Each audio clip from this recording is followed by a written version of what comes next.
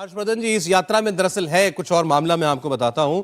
दरअसल यहां पर जो हरियाणा में जो नासिर जुनैद नाम के दो व्यक्तियों की हत्या हुई थी, आरोप जो है गौरक्षक दलों पर लगा था, उन्हीं में से एक जिसका नाम आया था मोनू मानेसर, उसने वीडियो जारी करके कहा था कि मैं इस यात्रा में शामिल होऊंगा।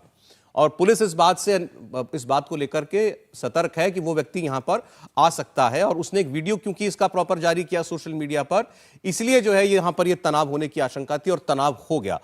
यहां पर जो है पत्थर चले इस यात्रा के ऊपर। और इससे ठीक पहले के हालात, जब ये भगदड़ हुई उससे पहले के हालात, जब शोभा यात्रा निकल रही थी, तस्वीरें क्योंकि हमारे रिपोर्टर वहां पर थे, तो वो भी आप जरा देखिए, फिर आगे बात करते हैं।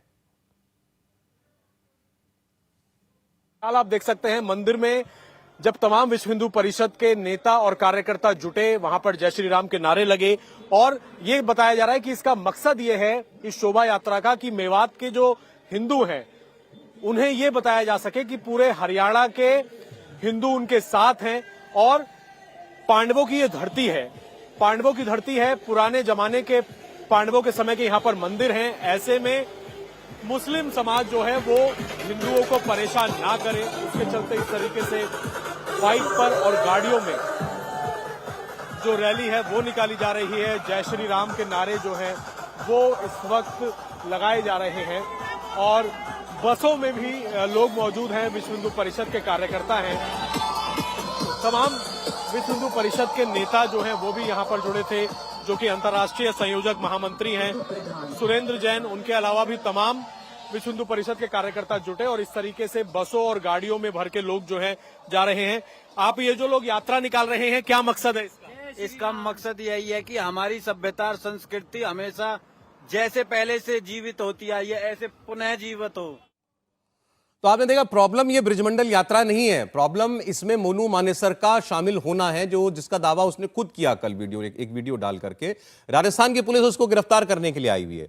मोनू मानेसर 5 महीने से, जब से जुनैद नासिर की हत्या हुई है, वो गिरफ्तार चल रहा है।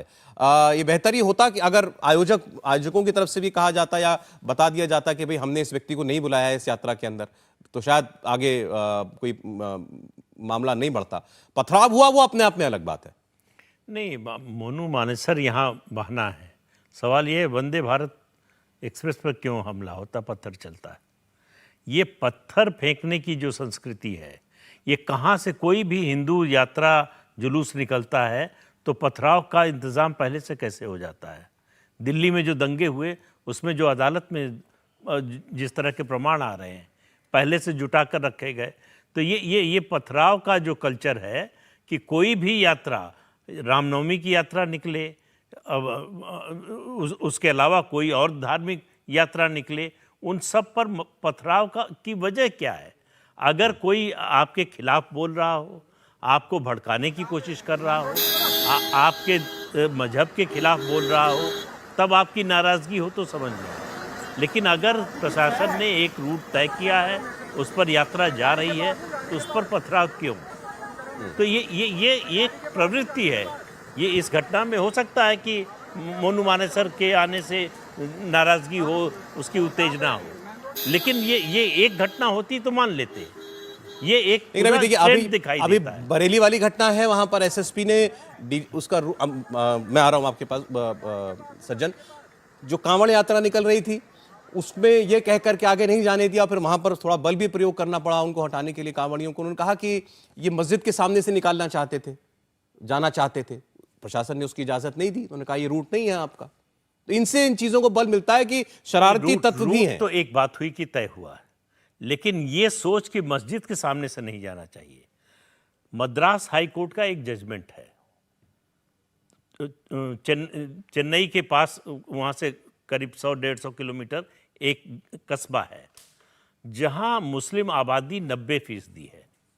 वहाँ हिंदुओं का एक मंदिर है जिसमें साल में 2 बार जलसे होते हैं और वो शोभा यात्रा निकालते हैं। वहाँ के मुसलमानों ने कहा कि ये मुस्लिम बहुल इलाका हो गया है, इसलिए यहाँ मंदिर में पूजा पाठ नहीं होगा लाउड स्पीकर लगाकर और कोई शोभा यात्रा नहीं निकलेगी। हाई कोर्ट ने कहा कि अगर ये हो गया तो इस देश में एनार्की होगी।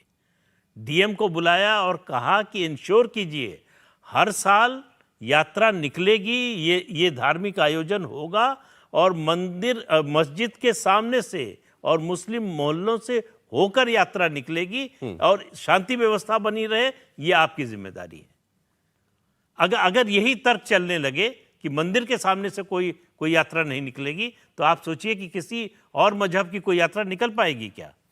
कभी इस विषय पर आपने कोई शोध किया, ये पत्थर कहां से चलते हैं? हाँ, और इसका और गहराई से अगर इसका आप सामाजिक आधार देखें तो चाहे वो कांवड़ यात्रा हो, उस पर पथराव का मामला हो या अभी का हो, आप हमेशा देखें कि इस तरह के जो यात्राएं हैं जिस पे पथराव होता है, उसमें हिंदू वर्ग बहुत चीज़ों को स्पष्ट नहीं करता। हिंदू वर्ग में एक बहुत बड़ी आबादी जो शिरकत करती है वो पिछड़े वर्ग की होती है, वो दलित वर्ग की होती है। तो जब भी ये पत्थर चलता है तो आप हमेशा देखें कि एक तरफ तो राजनीति में हम बात करते हैं कि दलित मुस्लिम यूनिटी हो, ओबीसी मुस्लिम यूनिटी हो, बहुजन हो, लेकिन जब इस हिंदू समाज का पिछड़ा वर्ग और दलित वर्ग जब बड़ी संख्या में किसी यात्रा में, धार्मिक यात्रा में शामिल होता है और फिर जब पथराव होता है तो एक सामाजिक सच्चाई और फॉल्ट लाइन को भी दिखाता है।